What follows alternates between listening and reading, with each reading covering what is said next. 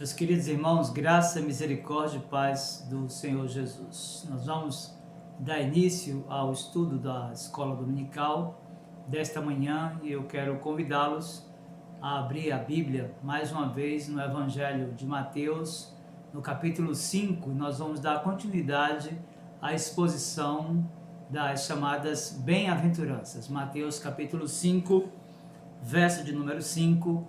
Veja comigo o que diz a palavra de Deus. Bem-aventurados os mansos, porque herdarão a terra. Quero convidar você a curvar sua fronte mais uma vez para orarmos ao Senhor, suplicando a Ele a manifestação da sua bênção sobre a nossa vida na compreensão da verdade lida. Feche seus olhos e ore comigo nesta hora. Meu Senhor, em nome de Jesus, teu bendito e amado Filho, nosso Redentor, Supremo Pastor, por Ele, por seu sacrifício perfeito, suficiente, eterno, substitutivo, que nos achegamos a Ti nesta hora, para Te suplicar, meu Senhor, que prepares o nosso coração para compreendermos a verdade da Escritura que ora foi lida, a fim de que o nosso caráter seja aperfeiçoado segundo Cristo. E de forma especial, meu Senhor, nós também suplicamos por aquelas pessoas que, ouvindo nesta hora esta mensagem, ainda não têm uma aliança com o Senhor.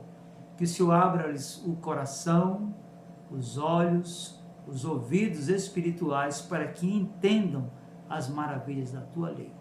Nós oramos no nome de Jesus. Amém.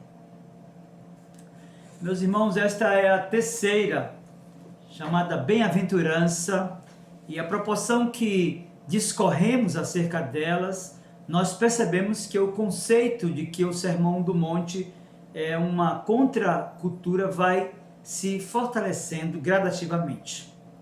A ideia de ser manso, segundo a Escritura, em uma sociedade como a nossa, é no mínimo estranha. Os que se estabelecem socialmente, geralmente, são os arrogantes, os atrevidos, os audaciosos, os que são bravos ou até mesmo audazes. Então, de fato, esse conceito de que o Sermão do Monte é uma contracultura, ele vai se fortalecendo à proporção que a gente vai conhecendo aquilo que o Senhor Jesus estava transmitindo para os seus ouvintes e, consequentemente, a nós.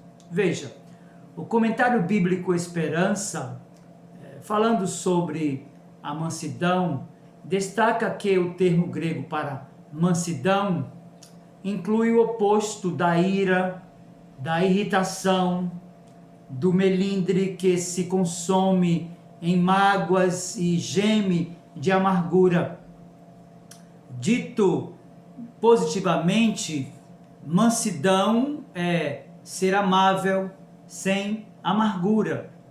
Portanto, são bem-aventurados os que são capazes de suportar sem amargura e sempre de modo amigável as cargas pesadas que lhes são impostas. Então veja que de fato nós estamos diante de uma contracultura. E o Senhor Jesus Cristo ensinou aos seus primeiros discípulos que os felizes são os mansos, os afáveis, os meigos, os doces, por que não dizer os suaves, aqueles que agem com ternura. É para estes a promessa de herança da terra. Veja, Mateus capítulo 5, verso 5 diz: bem-aventurados ou felizes os mansos, porque herdarão a terra. Meus irmãos, nosso desafio na exposição da terceira bem-aventurança é compreender em que consiste a felicidade dos mansos e que promessa é esta de que eles são herdeiros de uma terra. Bem, a princípio deve-se compreender que mansidão, segundo o ensino do Senhor Jesus Cristo, não é sinônimo de fraqueza, muito menos ausência de firmeza de caráter. Deve-se compreender ainda que temos nesta passagem, um eco do passado, daquilo que registrou poeticamente o salmista no Salmo 37:11, quando disse: mas os mansos herdarão a terra e se deleitarão na abundância de paz. Meus irmãos, para William Hendrickson, a designação de manso, conforme Mateus capítulo 5, versículo 5, indica alguém que não se ressente e nem guarda rancor. Longe de seguir ruminando as injúrias recebidas, ela encontra seu refúgio no Senhor e confia-lhe inteiramente o seu caminho. Tudo ela faz em virtude do fato de que já morreu para toda a pretensão de ser justa em si mesma. Esta pessoa sabe que não pode reivindicar qualquer merecimento diante de Deus, visto que o favor de Deus significa tudo para tal pessoa. Ela aprendeu a suportar com alegria o espólio de seus bens, sabendo que uma herança melhor e durável o aguarda. Para Matthew Henry, os mansos são aqueles que tranquilamente se submetem a Deus, a sua palavra e a sua vara, que seguem as suas orientações e que estão de acordo com seus desígnios e que são mansos com todos os homens. Então, a citação de Tito, capítulo 3, versículo 2, diz ainda Matthew Henry, que podem suportar provocações sem se irritar, sem se deixar levar a qualquer indecência, que conseguem ficar tranquilos quando os outros estão acalorados, e na sua paciência mantém o controle de suas próprias almas, quando mal podem ter controle sobre qualquer outra coisa. Estes são os mansos, que rara e dificilmente são provocados, mas são rápido e facilmente tranquilizados, e que preferem perdoar 20 ofensas a vingar-se de uma, seguindo a regra dos seus próprios espíritos. Para J.C. Ryle, o Senhor Jesus tinha em mente aqueles cujo espírito é paciente e satisfeito. Falando sobre os mansos, ele diz que os que se dispõem a serem com pouca honra neste mundo, capazes de sofrer injustiça sem guardar ressentimentos, os que dificilmente se deixam irritar. Bem-aventurado, diz J.C. Ryle, são todos esses. A longo prazo, eles nunca são os perdedores. De fato, meus irmãos, os mansos são aqueles que se humilham diante de Deus por reconhecerem sua total, completa dependência dele. Como consequência, são gentis no trato com os outros. Moisés, por exemplo, revelava esse traço de caráter em notável medida. E a posse do mesmo, Jesus foi uma das bases para ele convidar homens e mulheres cansados e sobrecarregados a achar alívio e descanso nele, que era perfeitamente manso e humilde. Daí a citação de Mateus capítulo 11, versos 28 e 29, aquele texto tão conhecido que diz: vinde a mim, todos que estáis cansados e sobrecarregados, e eu vos aliviarei. Tomai sobre vós o meu jugo e aprendei de mim, porque sou manso e humilde de coração, e achareis descanso para a vossa alma. Meus irmãos, de fato, diante de tudo quanto percebemos até aqui, e após a compreensão da primeira parte desta bem-aventurança, é necessário entender que a declaração de felicidade para os mansos, conforme Mateus capítulo 5, versículo 5, está vinculada a uma promessa. Veja, o Senhor advertiu os seus discípulos que são bem-aventurados ou felizes os mansos, porque eles herdarão a terra. Então, diante dessa afirmação, o nosso desafio aqui é compreender que terra é esta que os mansos possuirão. Ora, para o teólogo William Hendrickson, a bem-aventurança dos mansos consiste em que eles herdarão a terra. Em certo sentido, disse ele, herdam-na desde já, por não darem a devida atenção ao seu próprio enriquecimento, mas antes em cumprir seu dever diante de Deus. Em outras palavras, ao buscar em primeiro lugar o reino de Deus e a sua justiça, todas essas coisas lhe serão graciosamente concedidas como um dom especial. Nesse íntere, meu irmão, herdar a terra indica, primeiro, o cidadão do reino tem direito pela graça a essa possessão. Veja que apenas pela graça, que é o favor que nós não merecemos. Segundo, ele certamente a receberá como um tesouro inalienável. Terceiro, ele não precisará e nem mesmo pode ganhá-la por merecimento próprio. Diante disso, nós devemos compreender que apenas pela graça de Deus revelada na pessoa de Jesus Cristo, que os mansos herdarão a terra. É importante, então, compreendermos que a palavra terra, ela é definida aqui, e nós temos na nota de rodapé da Bíblia de Estudo de Genebra, a seguinte expressão, ela é o último cumprimento da promessa a Abraão, que Paulo define como herdeiro do mundo, e aí ele cita Romanos capítulo 4, versículo 13, quando diz, não foi por intermédio da lei que Abraão ou a sua descendência coube a promessa de ser herdeiro do mundo, e sim mediante a justiça da fé. Então é importante nós compreendermos, de posse desta nota de rodapé da Bíblia de Estudo de Genebra, que a ideia desse comentário é revelar que as expectativas de Abraão em relação à terra têm relação estreita com o Novo Testamento.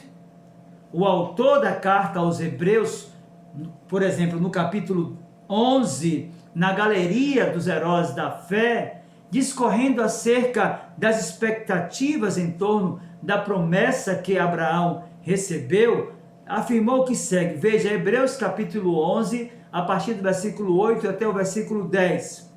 Pela fé, Abraão, quando chamado, obedeceu a fim de ir para um lugar que devia receber por herança, e partiu sem saber aonde ia.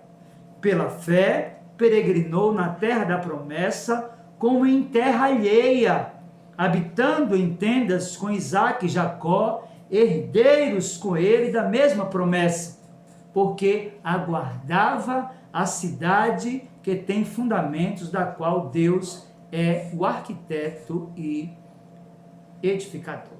Então, é importante compreendermos que a ideia de terra tem relação com eternidade, podemos afirmar com qualidade de vida. Luiz Berkoff, em sua teologia sistemática, falando sobre a ideia da recompensa dos justos, daqueles que vão herdar a terra que foi prometida a Abraão, disse, a recompensa dos justos é descrita como vida eterna, isto é, não apenas uma vida sem fim, mas a vida em toda a sua plenitude, sem nenhuma das imperfeições e dos distúrbios da presente vida. A plenitude dessa vida é desfrutada na comunhão com Deus, o que é realmente a essência da vida eterna. Então você percebe que o Senhor Jesus está mudando o foco dos discípulos da terra para o céu? Quando ele afirmou que são bem-aventurados os mansos, porque herdarão a terra, ele está falando sobre a importância desse perfil de comportamento do cristão e associando esse perfil a uma qualidade inerente ao Novo Testamento e vinculando a tudo isso uma promessa bendita de uma terra na qual os justos herdarão, na promessa que foi feita lá no passado a Abraão. Meus irmãos, esta é de fato a terceira bem-aventurança e ela destaca a virtude dos que são mansos e cria um vínculo com uma promessa de um padrão de vida que nós podemos definir como absolutamente perfeito. Meus irmãos, é importante destacar que esta bem-aventurança está diretamente e intimamente vinculada às duas anteriores, cuja exposição ocorreu nas suas últimas mensagens. Portanto, é importante nós compreendermos alguns ensinos preciosos diante de tudo quanto vimos até aqui. E o primeiro ensino que Mateus capítulo 5, verso 5 nos ensina é que você não poderá herdar a terra se não for espiritualmente humilde.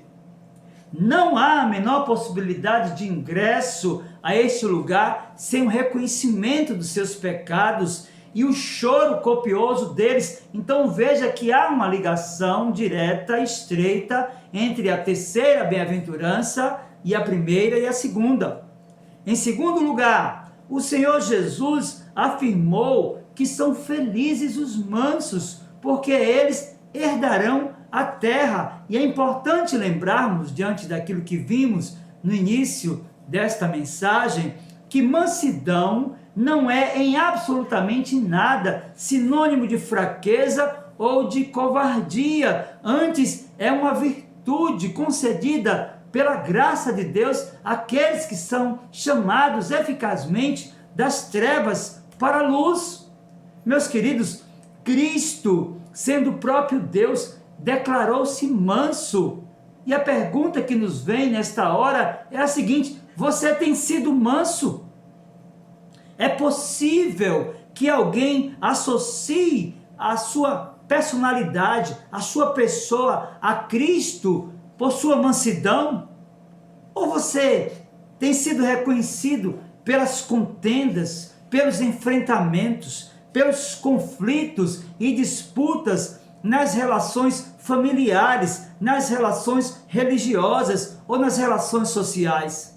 Meus queridos, será que não há entre nós pessoas que fazem parte do grupo daqueles que no domingo estão na igreja com as mãos levantadas, saudando a todos com a paz do Senhor? Contudo, durante a semana, milita nas redes sociais, agredindo e ofendendo aos que pensam diferente, agredindo e ofendendo aqueles que têm opção sexual diferente, agredindo e ofendendo aqueles cujo pensamento político diverge dos seus. Não são poucos aqueles que no domingo estão nas igrejas com suas mãos levantadas, muitas vezes derramando lágrimas, outros que têm boas relações e exercem inclusive cargo de liderança, mas durante a semana nas redes sociais ofendem e agridem os outros.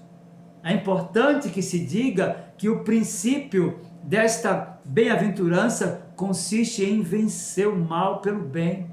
Como disse o apóstolo Paulo em carta aos Romanos: não torneis a ninguém mal por mal, esforçai-vos por fazer o bem perante todos os homens. Então, meus queridos irmãos, nós precisamos buscar em Deus esta qualidade de ser manso, a fim de que não hajam surpresas desagradáveis quando partimos para a eternidade. O Senhor Jesus chama a atenção dos seus discípulos de que eles deveriam ser diferentes. E o que nós temos visto em nossos dias é uma igreja cuja militância tem base no ódio. É uma igreja cuja militância tem base no enfrentamento. É uma igreja cuja militância tem base na discórdia e na ofensa. E Jesus está ensinando para mim e para você, através da terceira bem-aventurança, que são bem-aventurados ou felizes os mansos, porque eles herdarão a terra. Eu quero orar mais uma vez com você nesta hora, suplicando a bênção do Senhor sobre a nossa vida, de forma especial que Deus possa guardar no seu coração a sua palavra. Se você não tem sido manso, se você não tem sido mansa, se você perdeu essa característica em decorrência de algum conflito, de alguma relação de desafeto, eu quero desafiar você agora a assumir o compromisso de viver uma vida em que as pessoas possam enxergar em você a pessoa de Jesus, que foi manso e humilde de coração. Feche os seus olhos e nós vamos orar ao nosso Senhor. Meu Senhor, em nome de Jesus, nós bendizemos a Ti pelo estudo da terceira bem-aventurança. E te suplicamos, meu Senhor, que guarde no nosso coração a Tua palavra para não pecarmos contra Ti. Nós somos desafiados por Ti e por Tua palavra a sermos mansos como é manso e como foi manso o Teu Filho Jesus Cristo. Por isso, meu Senhor, de forma especial aqueles que têm se envolvido em conflitos, que têm estabelecido um comportamento de ódio, de enfrentamento, é para eles que nós suplicamos a manifestação da Tua graça, na mudança do comportamento. Concede, meu Senhor, a essa pessoa a mansidão tão necessária para que seja identificada no seu comportamento com o Senhor Jesus. Concede graça e revelação da verdade de Jesus Cristo também a todos que ouvem esta mensagem sem uma aliança contigo por meio de Jesus. Abre-lhes o coração e a compreensão para que entendam as maravilhas da Tua lei e, arrependidos dos seus pecados, creiam em Jesus Cristo como o único e suficiente Salvador. Em nome de Jesus nós oramos. Amém. Deus, pois, abençoe a sua vida no nome do Senhor Jesus.